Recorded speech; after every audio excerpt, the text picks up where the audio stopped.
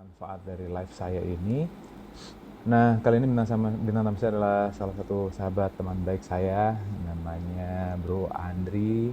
Saya tunggu sampai Bro Andri masuk di IG live saya. Oke, ya habis Bentar, reset modem dulu nih. nggak apa-apa. Gimana modemnya? Modem aman. Ya, mudah-mudahan lancar nih. Kayaknya udah Nah, oke. ini lebih lancar sih daripada tadi. Ya, Nah, oke. karena ini direkam, Oke, sambil minum boleh ya. dijelaskan. Ya, nggak apa-apa, boleh minum. Sambil sahur juga nggak apa-apa. Oke. Boleh dijelasin nggak sih, apa sih sebetulnya yang dilakukan seorang Andri ini gitu? Backgroundnya Oh apa ya, gitu? Kan gelarnya boleh, banyak boleh. ya.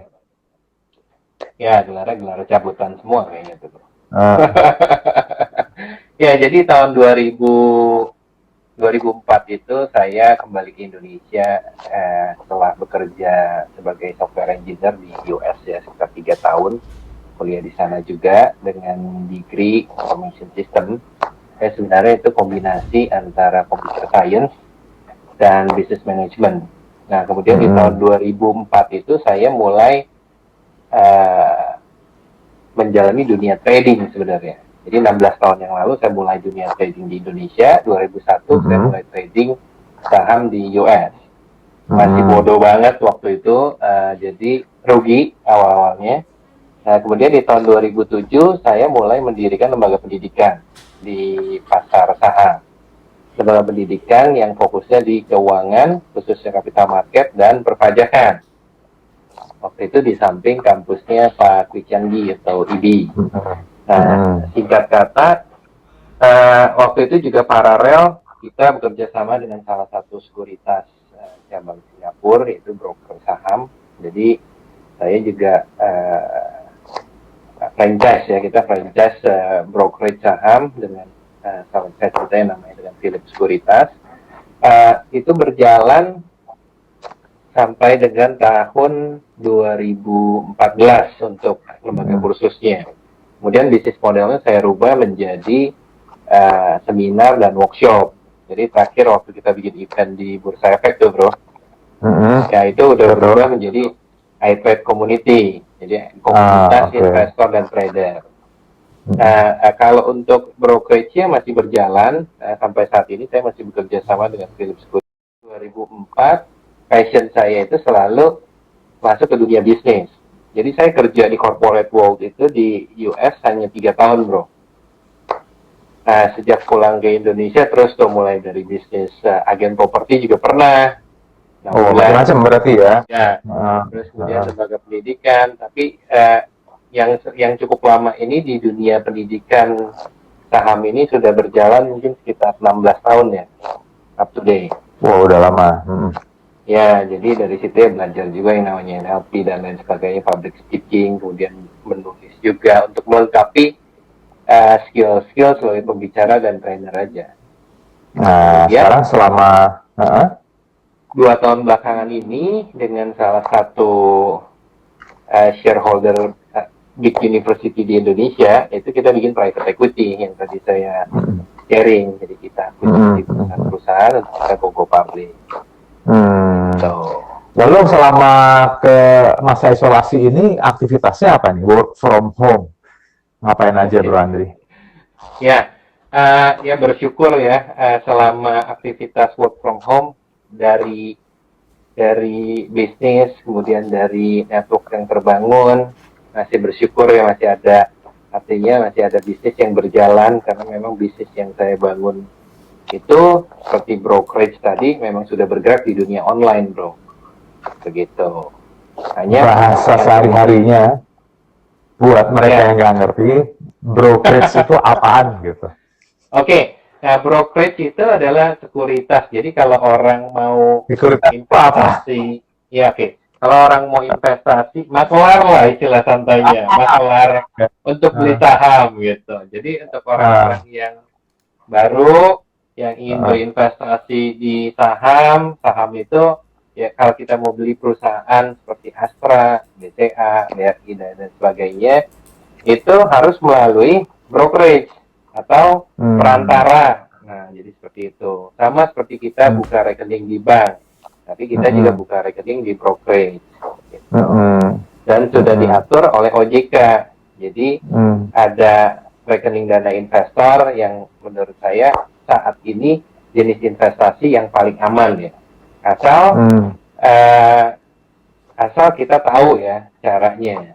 Jadi Mm. dari sisi keamanan itu cukup diawasi lumayan ketat oleh OJK. Nah, kalau teman-teman belum tahu ya kan, ada zonanya kan, zona employee, Andri sudah ngelewatin, Ya, ya kan ya.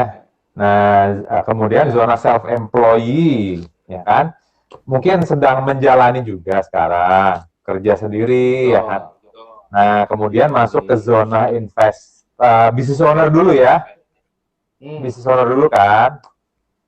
Nah, itu juga sudah dijalani. Kemudian masuk ke zona investor, investing gitu kan. Hmm.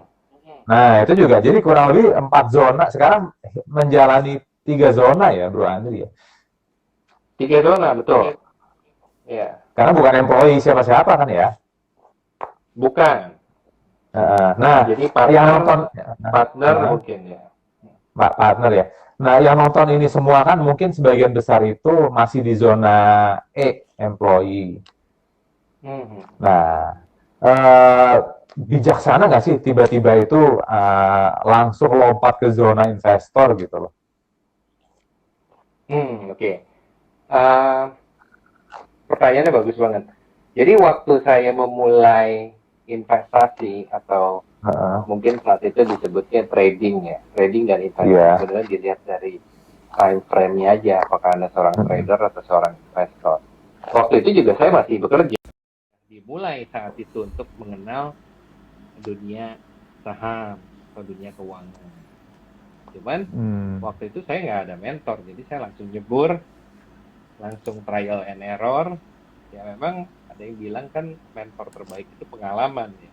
Mm-mm. Hanya kalau menurut kawan kita tuh Mas Ade, orang yang pintar adalah yang belajar dari pengalaman. Tapi orang yang bijak itu belajar dari kesalahan orang lain, gitu katanya. Hmm. Nah, Jadi jadi pada mentor yang saat itu terbaik ya saya itu, masuk ke dunia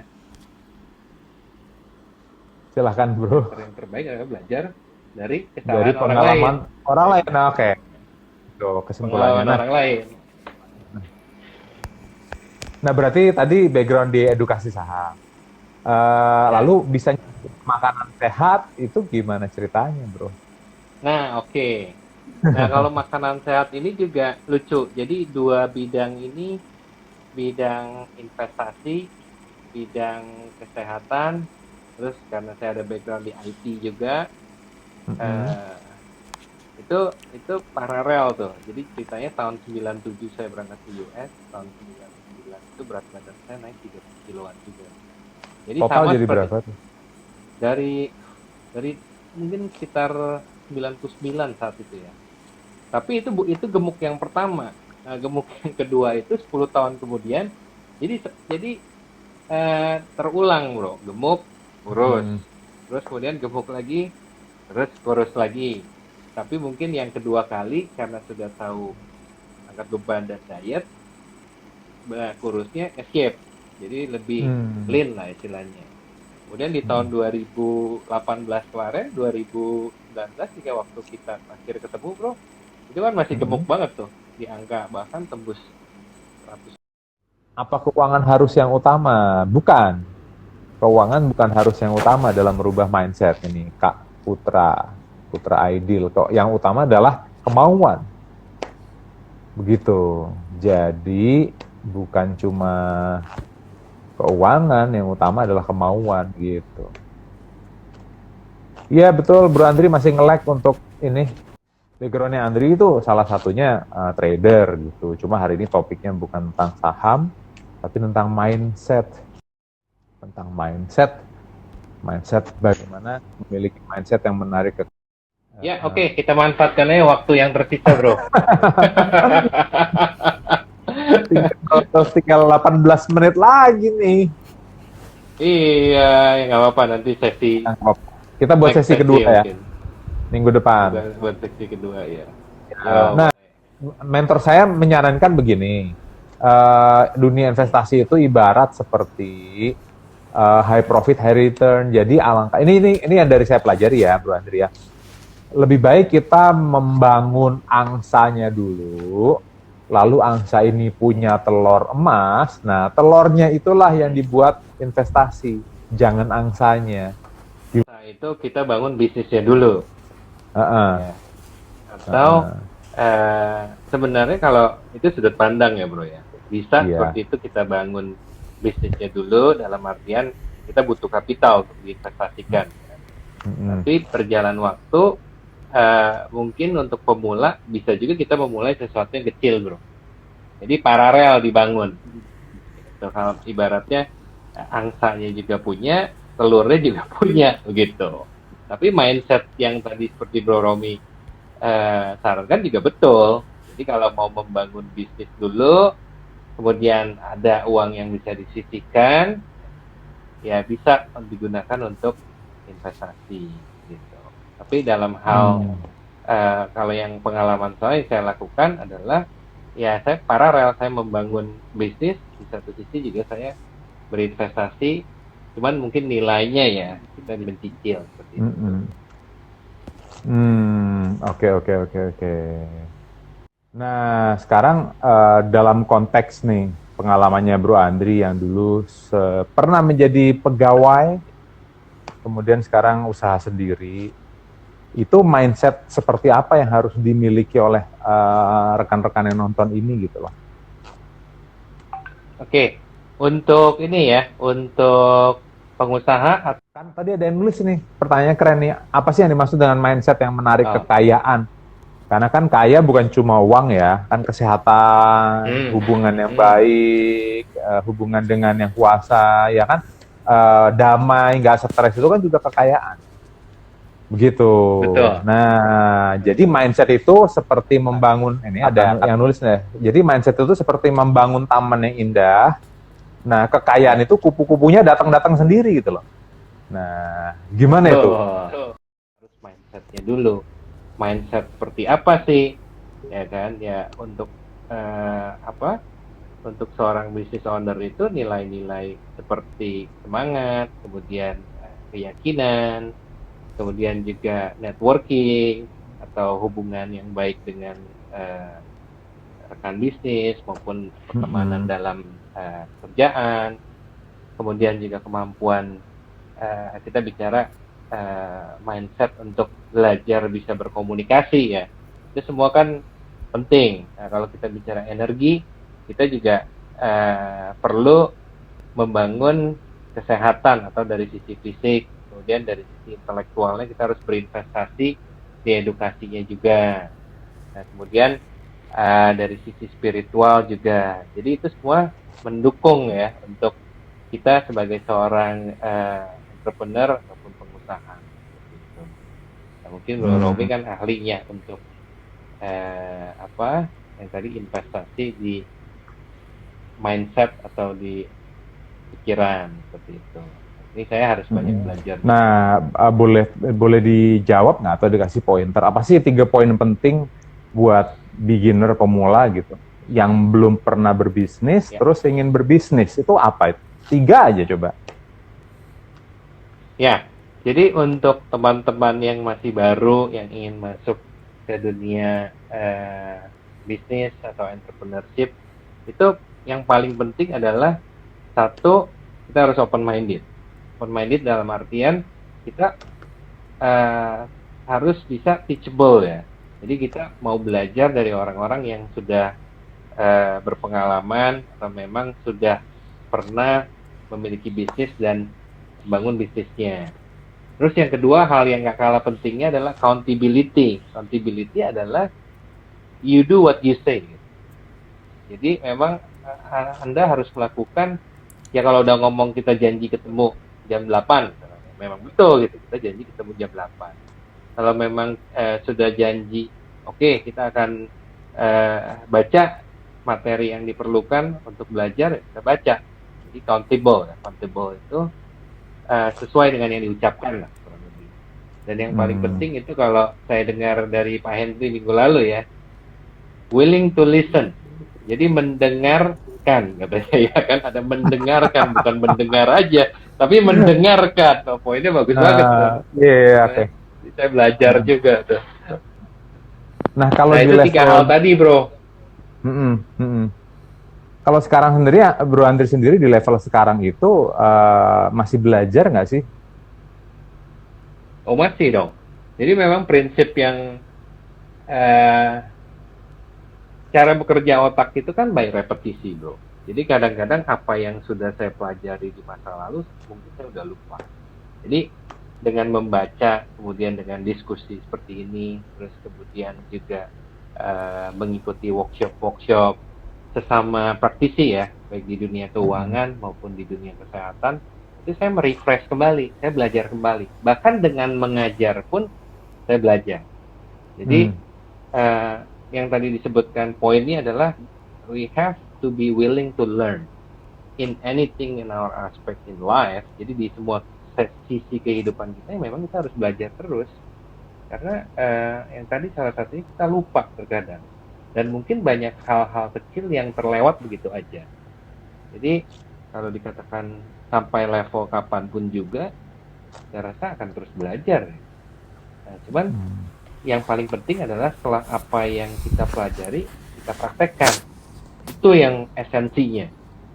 Yang tidak mudah itu mempraktekkan apa yang kita pelajari kan. Jadi ilmu begitu banyak, kadang-kadang kalau nggak dipraktekin ya cuma jadi ilmu aja gitu. Applicable. Nah, penting. Oke. Dulu semuanya dilakukan sendiri atau ada mentornya kalau Bro Andri?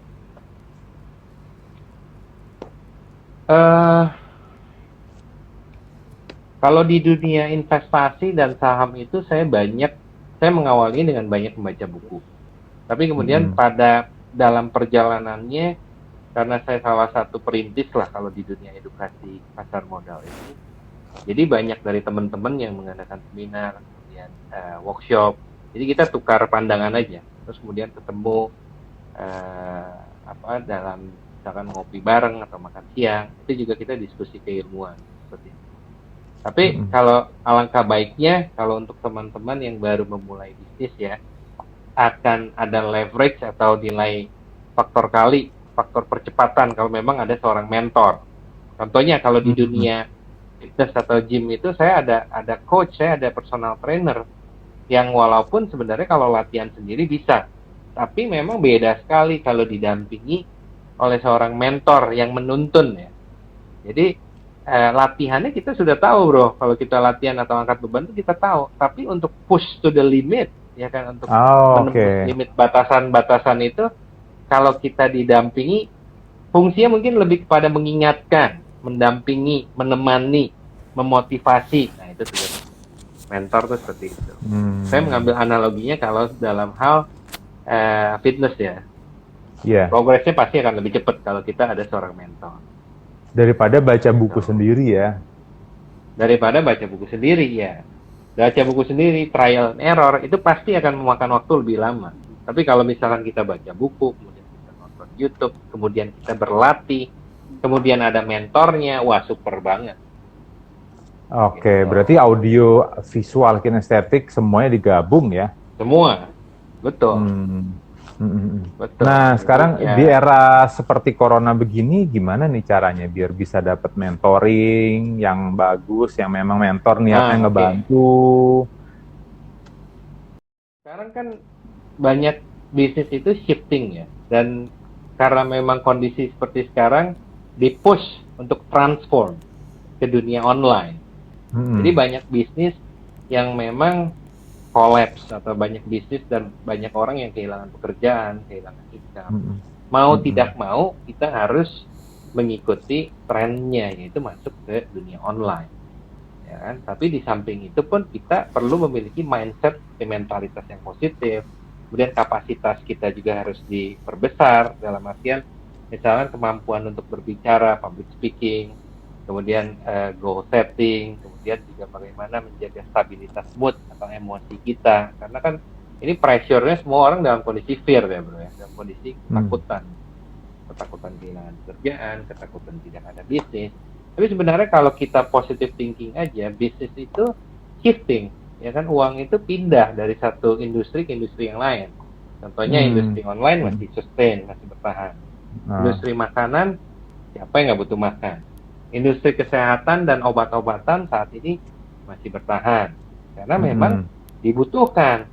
Nah, jadi emang sebagai pebisnis atau entrepreneur ini kita harus kreatif aja di industri mana yang masih kita bisa bertahan atau masih ada opportunity, seperti itu. Terus juga kita perlu mengatur prioritas dalam artian, oh ya, ada waktunya tetap berolahraga, ada waktunya kita membaca, nah itu aktivitas yang saya lakukan. Ada waktunya kita sharing atau diskusi seperti ini. Jadi justru saya melihatnya saat-saat seperti sekarang ini justru kita harus maksimalkan untuk mengembangkan diri, ya kan? Nah, intinya dari pertanyaannya bagaimana, kesimpulannya ya mau nggak mau salah satu media yang bisa digunakan seperti ini, sosial media.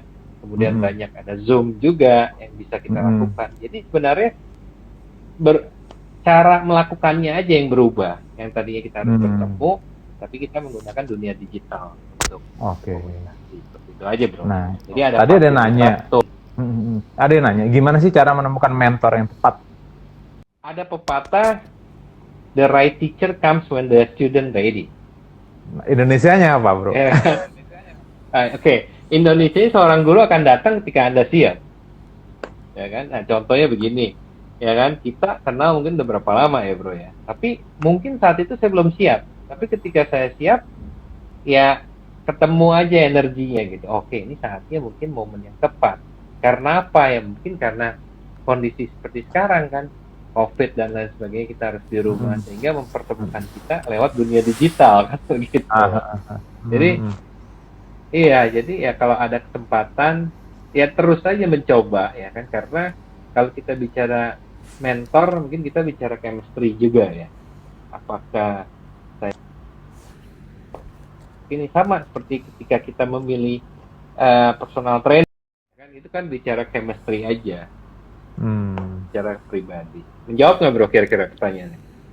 Menjawab. Sebetulnya banyak wisdom dari Bro Andri yang bisa dipelajari ya. Kayaknya harus bikin lagi nih kita. Siap. Kayaknya harus ada sesi yang lebih spesifik ya, bro ya? Iya, dengan provider yang lebih kuat dalam wifi. Oke. Kayaknya saya harus tambah provider deh. Itu buat backupan. Minggu depan kita buat lagi ya. Oke. Boleh. Ya, nanti kita bahas yang lebih detail lagi. Iya, ini waktunya tinggal 4 menit. Bro Andri, makasih waktunya ya. Ya. Sama-sama. Teman-teman semua yang udah join, makasih waktunya. Kalau mau di-mentoring oleh kita berdua, DM langsung ke saya. Dan gak usah khawatir, nanti saya assessment sendiri. Dan mudah-mudahan IG Live ini bermanfaat. Dan Bro Andri, terima kasih sekali lagi waktunya. Sebetulnya banyak yang bisa dipelajari ya. Mudah-mudahan di depan kita lanjut lagi ya. Kita lanjut lagi, siap. Thank you, bro. Bye. Bye.